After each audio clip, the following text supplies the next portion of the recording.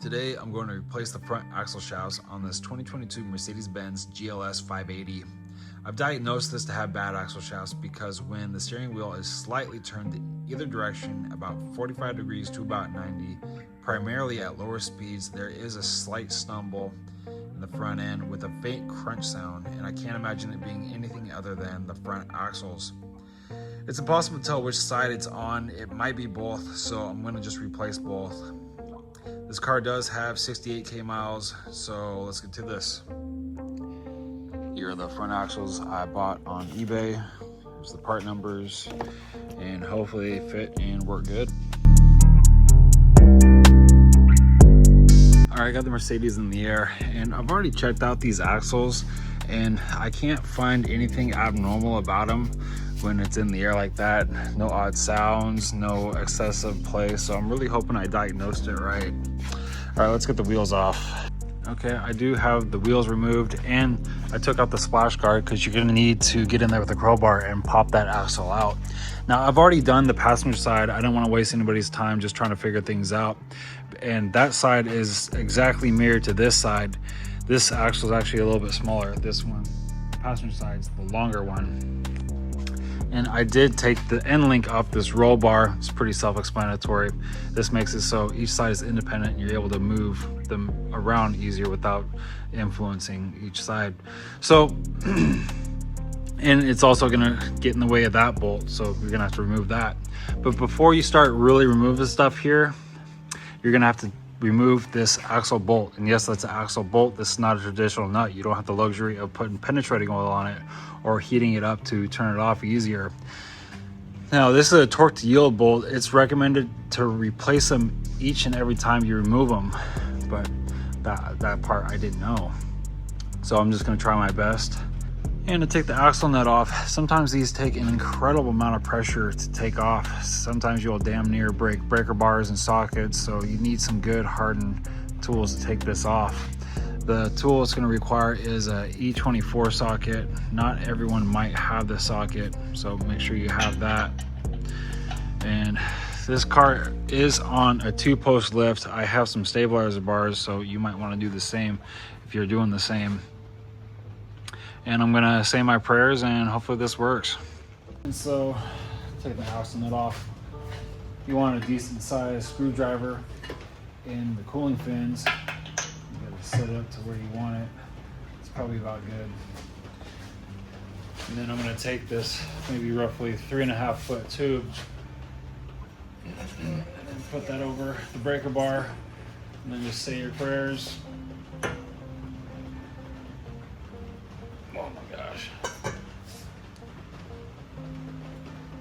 Oh my gosh. All right, broke it loose.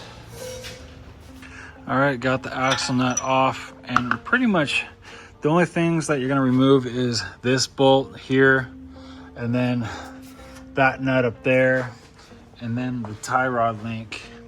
And you do wanna have something it sits on. I've got this transmission puller hoist that it's gonna sit on. So, all right, we're first gonna start removing some things. We're gonna remove this tie rod end. That was easier than I expected. Just hit that with the impact. It's a 21 millimeter, 12 point. Okay, and this little bracket holding the brake line, I like to just remove this just so I have a little bit more room to play with. So I'm just gonna remove this bracket. I'm gonna remove the strut bolt here, the 24 millimeter nut. And you wanna get it pushed in with a hammer. And when it's in there, I just use a punch and just punch it in.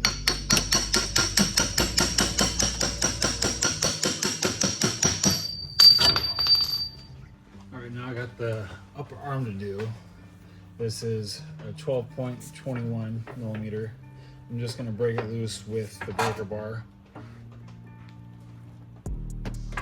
right, got it loose. And to finish this off, I got a ratcheting 21 millimeter with a T40 torques.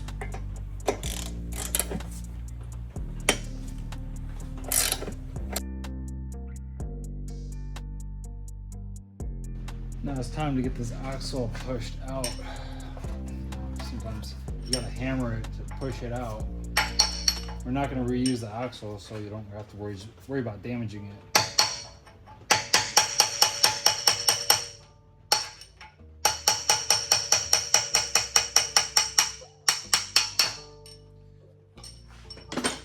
All right, the axle is out.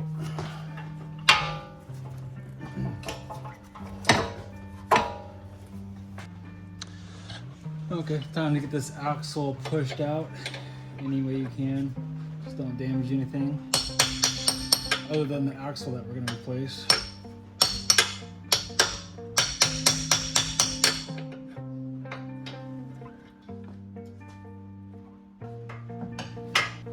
Gotta just work that ring off, internal ring.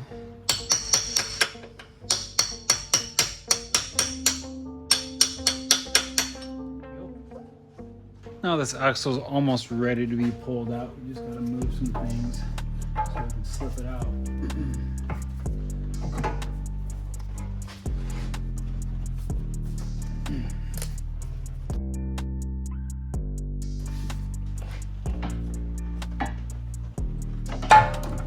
All right. Here are the old axles I've taken out, and here's the new one. And pretty much putting everything together is just what you did, taking it off in reverse. So I'm just gonna have a time lapse of me assembling everything.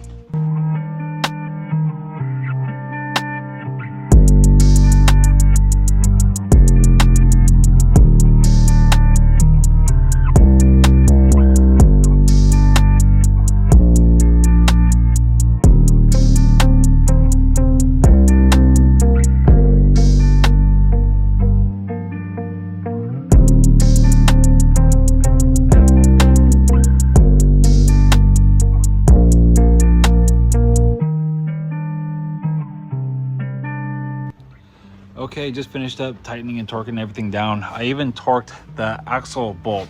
Now the axle bolt is a torque to yield, like I said. It should be replaced every time you remove it.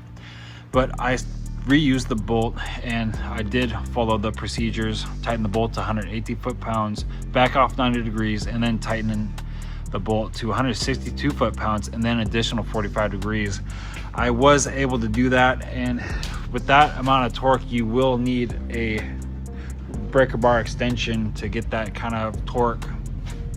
And it is important to torque these properly, because if it's not torqued properly, then the hub can get stripped out.